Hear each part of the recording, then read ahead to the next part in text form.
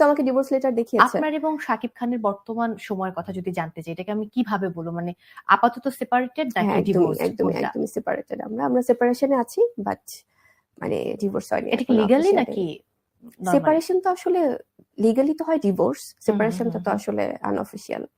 আপনাদের সমস্যার সূত্রপাত তাহলে কোথা থেকে, বা কোনো নায়িকা নিয়ে কিনা, কোন জায়গা থেকে সূত্রপাতটা হলো? সূত্রপাতটা কোথা থেকে এটা আমি যদি একদম স্পষ্ট করে বলি, আমার মনে হয় যে আমি শেহজাদের বিষয়টা যখন থেকে সামনে এনেছি, কারণ উনি চেয়েছিলেন শেহজাদের বিষয়টা সামনে আনতে। তাহলে তো সেই একই বিষয় যে আগেও জয়কে সামনে আনা নিষেধ ছিল, পরবর্তীতে শেহজাদকে সামনে আনা নিষেধ ছিল, তাহলে সন্তানই আনা যাবে না এমন একটা ব্যাপার বোধহয় শাকিব খানের চেয়েছিলেন।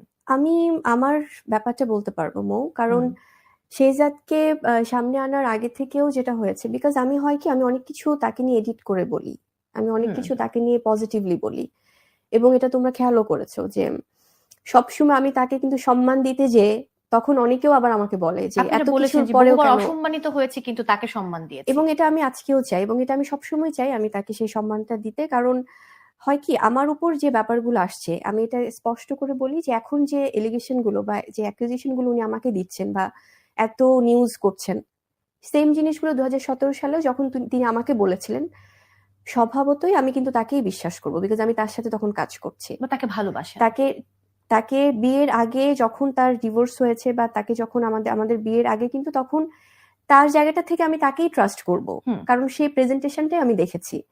আমি যখন এই জিনিসগুলো শুনেছি আমার তখন তার জন্য খারাপ লেগেছে। হুম। এখন যেমন তার অনেক ভক্তদের তার কথাগুলো হয়তো তারা নিচ্ছেন বা তার জন্য হয়তো খারাপ লাগছে। রাইট, আমি এত কমেন্টস আমি নিতে এক্স্যাক্টলি পারছি না। এক্স্যাক্টলি তার জন্য খারাপ লাগছে, এবং তখনও কিন্তু যখন তিনি আমাকে আরেকজনকে নিয়ে এরকম কথাগুলো বলেছে, আমারও ওনার জন্য খারাপ লেগেছে।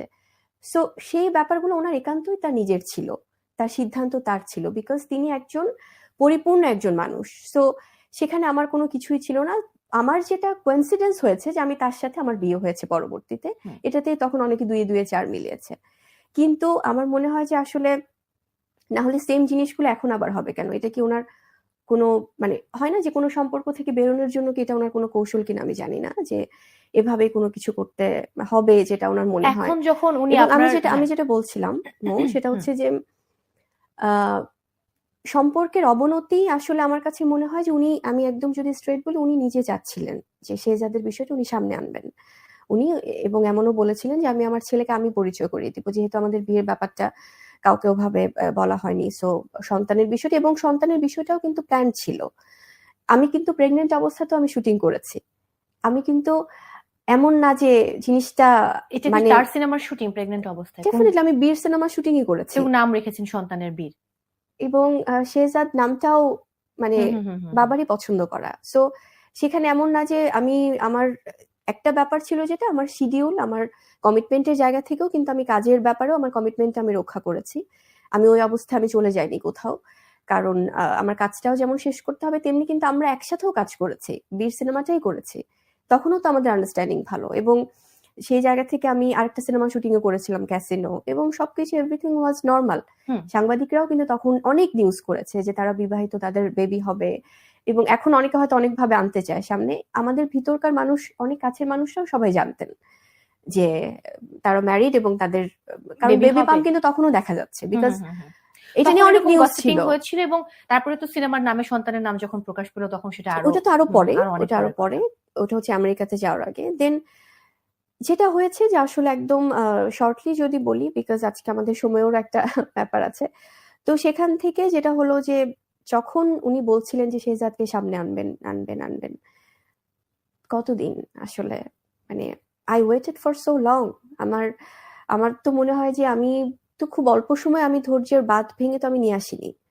আমি তো ওয়েট করেছি 1 মাস, 2 মাস, 6 মাস, 1 বছর, 1.5 বছর, 2 বছর, 2.5 বছরের সময় যে আমি শেহজাদের ব্যাপারটা সামনে এনেছি। এবং অনেকে এই ব্যাপারগুলো হয় কি এখন খুব রিসেন্ট ইস্যু, তো তাই হয়তো বেশ কয়েকটা প্রোগ্রামে গেলে অনেকে এগুলো নিয়ে জিজ্ঞেস করছে, বিকজ সেই সুযোগটা তারাই করে দিয়েছে, কারণ তারা এটা নিয়ে প্রথমে নিউজে আনলেন, তারা এটা নিয়ে প্রথমে অনেকভাবে হুম নোংরা হুম হুম ভাবে হুম হুম। মিথ্যাচার করে অনেক সংবাদ করছেন, যেটা আসলে ঠিক না।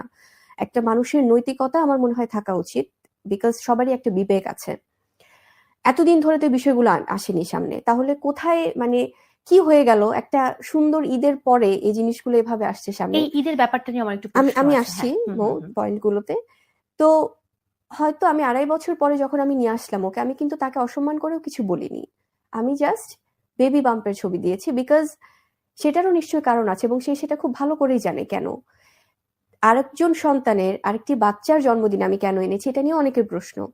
সেই সন্তানের সে বাচ্চাটার বার্থডে কিন্তু 2020 সালেও ছিল। 2020 সালে শেহজাদ এসছে পৃথিবীতে, তখনও তো ওর বার্থডে ছিল, আমি তো তখন আনিনি। 2021 সালেও বার্থডে ছিল, তখনও তো আনিনি। 2022 সালে কেন এনেছি? বিকজ আমি মা হিসেবে চাইতেই পারি যে একজন বাবা তার 2 সন্তানকে একইভাবে দেখুক, একই চোখে তাহলে ভালোবাসুক। কি এখানে আসলে সে একইভাবে দেখে না আমি দুই এটা নিয়ে কোনো সন্তানের কথাই ক্ষেত্রে? বলতে চাই না আসলে। আজকে তো বাবা দিবস, আজকে কি শাকিব খান খোঁজ নিয়েছে শেহজাদের? একদমই না। ওকে, আমি একটু ঈদের প্রসঙ্গটায় মানে স্পেসিফিক ভাবে যেতে চাই। গত ঈদ নিয়ে এরকম একটা কথা হয়েছে, সেখানে আপনি ইন্টারভিউতেও বলেছেন, উনি কমপ্লেন করেছেন যে আপনি ঈদের দিন জোর করে তার বাড়িতে গিয়েছেন। আপনি বলেছেন না, ঈদের দিন আপনারা ঘুরেছেন, একসাথে খেয়েছেন, ভালো সময় কেটেছে। আসলে কোনটা সত্য?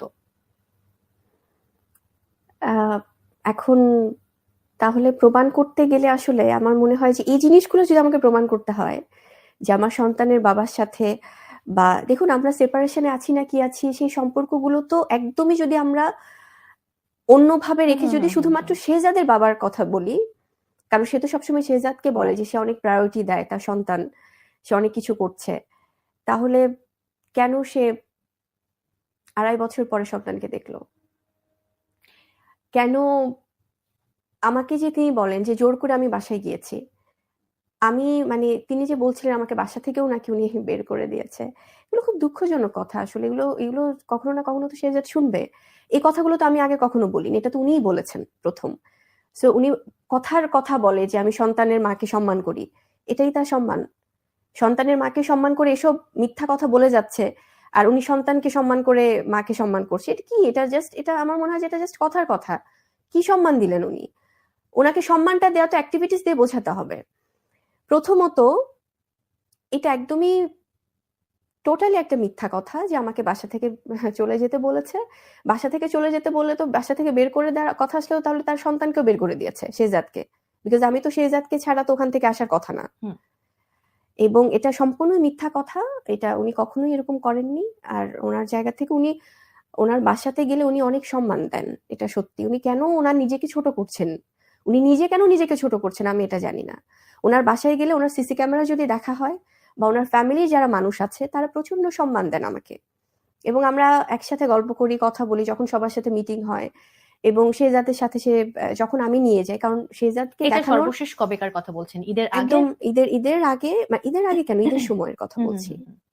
ঈদের সময়ের কথা বলছি। ঈদের এখনকার যে সময়টা তো আমরা একসাথে কাটিয়েছিলাম। এখনকার যে সিচুয়েশন, লাস্ট যদি বলি যে আপনার অনেক সহকর্মীরাও কিন্তু লাইভটা দেখছেন এই মুহূর্তে, যাদেরকে আমি দেখতে পাচ্ছি। প্রত্যেকটি আসলে কমেন্ট